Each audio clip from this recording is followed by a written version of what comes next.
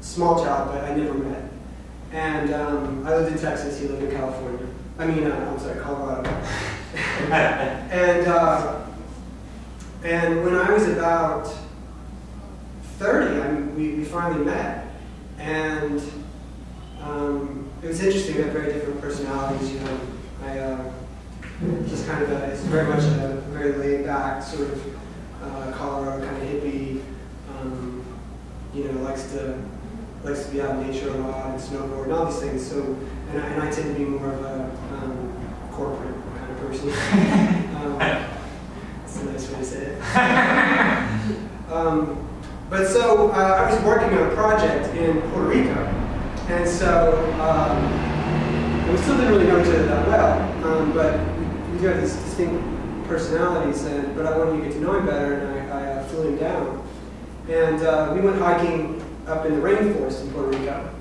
And the night before, we gone to this bar and we met this girl just randomly.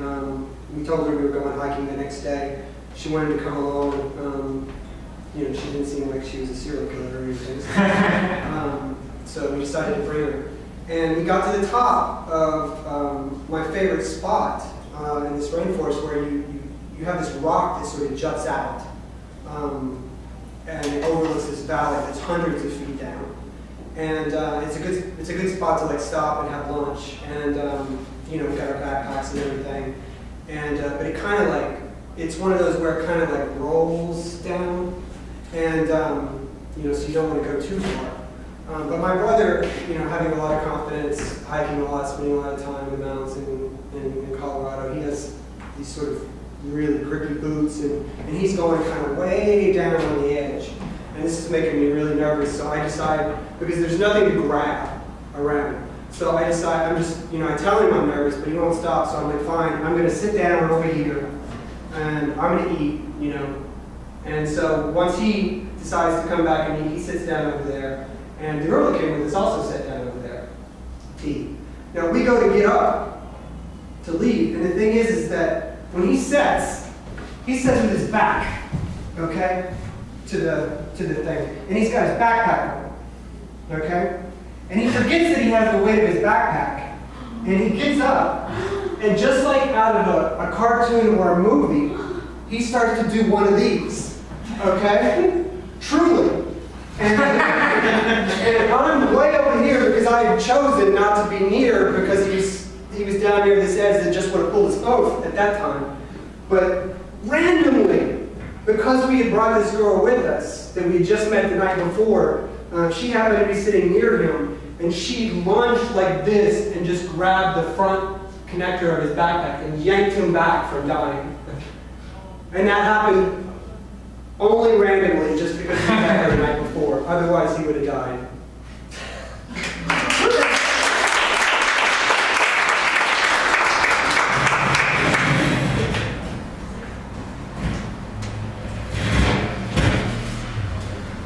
You awake? Yeah, I'm awake. Do you know what state we're in? Yeah, we're alive. Fuck, no, we're in Colorado. Keep going.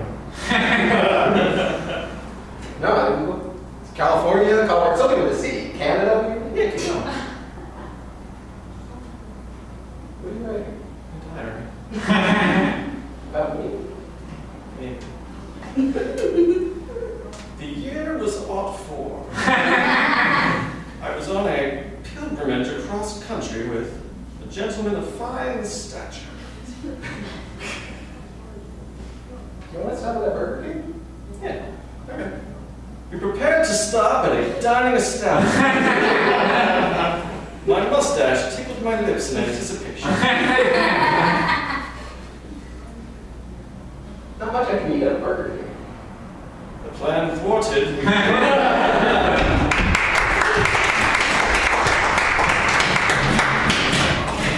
Oh, hey, fine. So I think I picked out this spot for some camp, you know, and I figured it'd be nice and flat.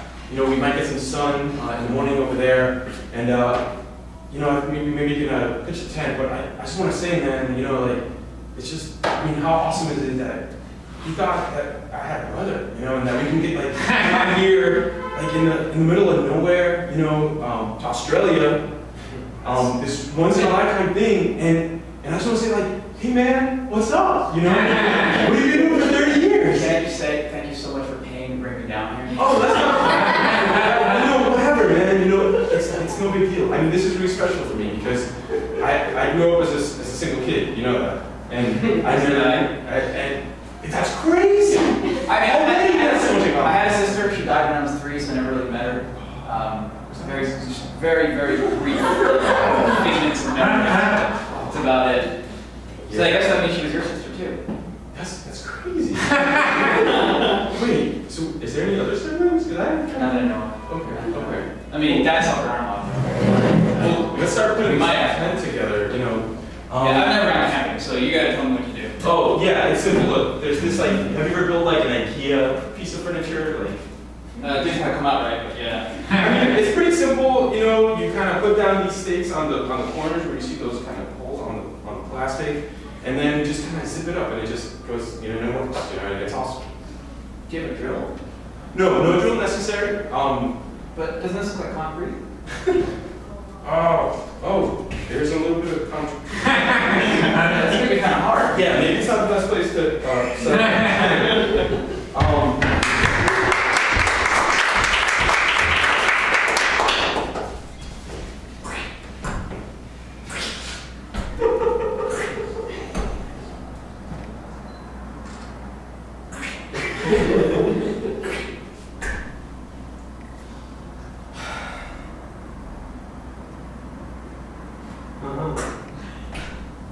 Well, I don't like these shoes at all.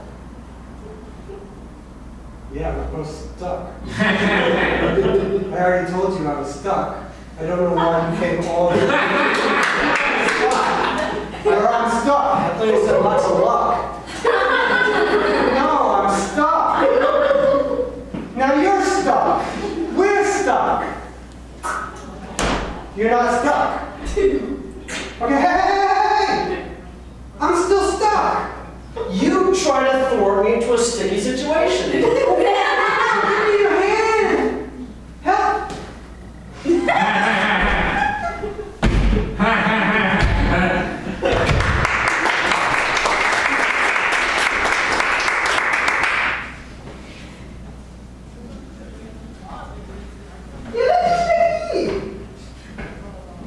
You think so? Oh no, you see, it's like we share the same hair, the same facial hair. We even make the same jaws. I wasn't thinking that. Well, yeah, just we have such similarities and we look so much like each other. We probably share some DNA or something. You're really happy with Well, I've never had a sibling before, and I'm the only child. that. Whoa! Did you just? Are we? Yeah! Holy shit! Who would have thought that? And this is how you tell me? We've been roommates for 5 years! I mean, you know, just today we picked out the same outfits. Hey, wait, is that my dress you're wearing? Yeah, we're siblings, so you So- gotta be totally fine. Oh, yeah, alright. So. I know I'm a man, but it fits because we are the same size. We look very We look similar. very similar, and I have the same facial hair as you do. So So what's up? what the hell? I mean, where have you been all night? Well, let's back up to this sibling thing. So, my brother and I are only 20 months apart. I'm older than him by a couple months. You do the math, I can't.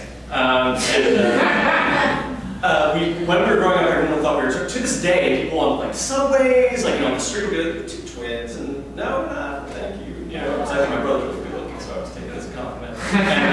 But growing up, we were super, super close. We always had one another as playmates.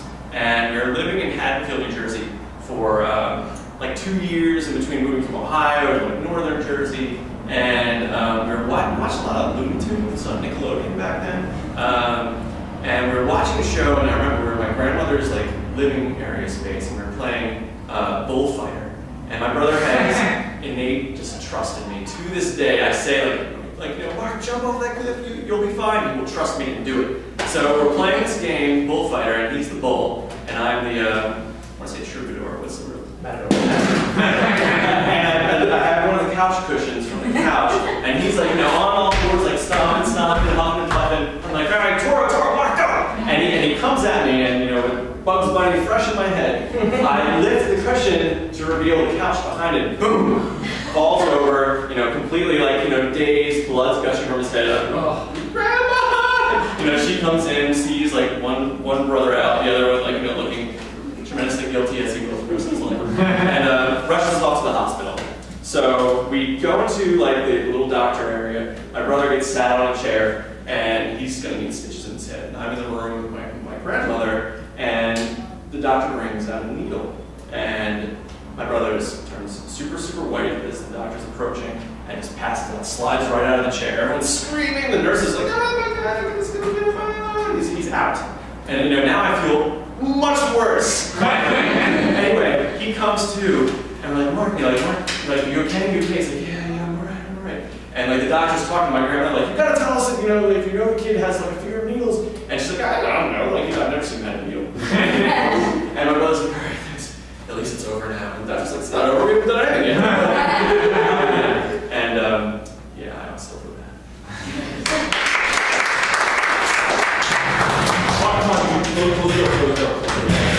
What's up, Church? All right, Mom can't hear, right? Right. All right.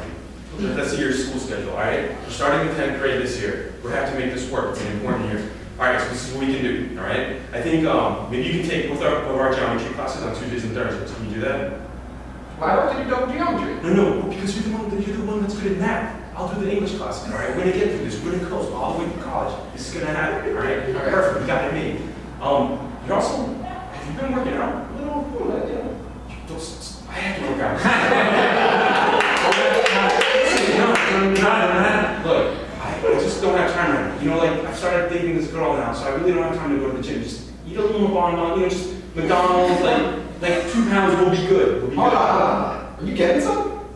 No, not yet. Hopefully soon. Anyways, well, I was gonna say, because if you are, I'll go for you on Thursday. I don't think I'm ready to go that far.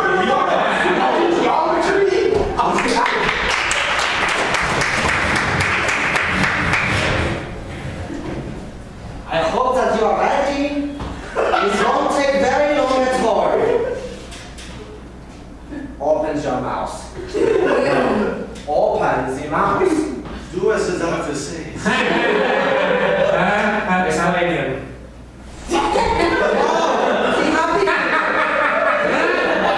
I think we need more drastic measures to take this to them. This one not at all. Not at all. Open the mouth. Open the mouth. Turn the crank.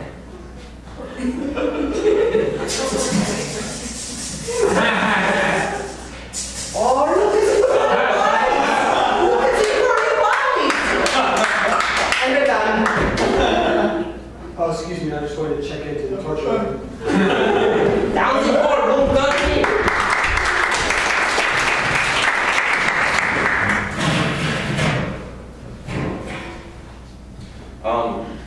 Yeah, so as you can see, this is our hospital facility, and we're proud because this is the only hospital where the emergency room is run all by grandmothers. That's so awesome. Yeah, we kind of feel that. It really gives it that extra special touch that when people come in crying and they think they're gonna die. they're gonna for their mom, their grandma. Then there's grandma. Exactly, they get here and guess who's waiting for them? A grandma, any kind of grandma. We have all kind of grandmas that have been studying medicine for years, decades. Really, decades Yeah. and centuries. Yeah, exactly. So I think this is what differentiates our hospital. Oh, so what if any of these grandmas die or are taken ill? So isn't that taken care of because Yes. Well, and I understand, as a donor to major hospitals, you're very worried about making sure recruitment is happening. As you can see, So when you we recruit from Florida. Did I hear someone's voice? Oh, Oh, look at this beautiful young thing. Grandma Smith. Hi. This is Jane. She's Jane. the contingent funder of our emergency room. I'm very happy to be. Oh, that's right. Did you want a cookie? We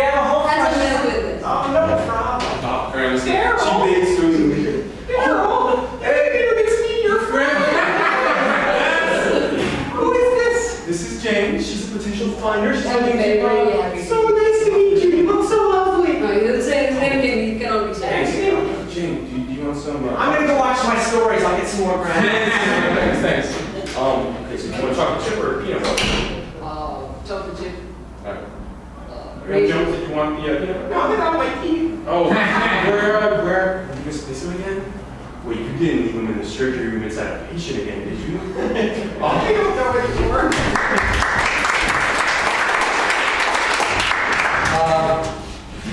So my family is separated, half Italian, half German, and two completely different families whatsoever. The Italian side is all extremely happy-go-lucky, very loving, very caring, and the German side, absolutely not. They're extremely mean, rude people. Everything's always about them, and yeah. So I was raised pretty much all by my Italian side of the family, and my great-grandfather built and operated a motel, and so I used to be at the motel when I was really, really little, and there was this laundry chute that my grandmother always said, "Don't go into the laundry chute, you're gonna hurt yourself." And my cousin, being a few years older than me, goes, "Come on, let's go to the fucking laundry chute." So I'm like, "Okay, let's go to the laundry chute." So this laundry chute's about a 25-foot drop. Sometimes there's laundry under there, sometimes there's not. This one time that we decided to go in there, there was no laundry. And fucking Matt looked in there, and he saw there was no, he goes, "You go first." And I'm like, "Okay, how do I do this?" He goes, "Hold on to the top and just swing your legs in." I'm like, "Okay, here I go." So he opens up the chute door. I hold on to the top, and I put myself in, and go, "All right, I'll see you down there." My cousin starts running, gets my grandmother, she comes running back over, and she's an old lady. So she comes down and she's like, "What did you do?" "I jumped down the laundry chute." "Well, pick your ass up, I'm not helping you." So she leaves, and I'm like, "Well, what am I gonna do? Matt, help me." And so Matt goes, "All right, fine." So he brings me up, and then Matt had another genius idea. "All right, let's go sleigh riding now." It's winter, by the way.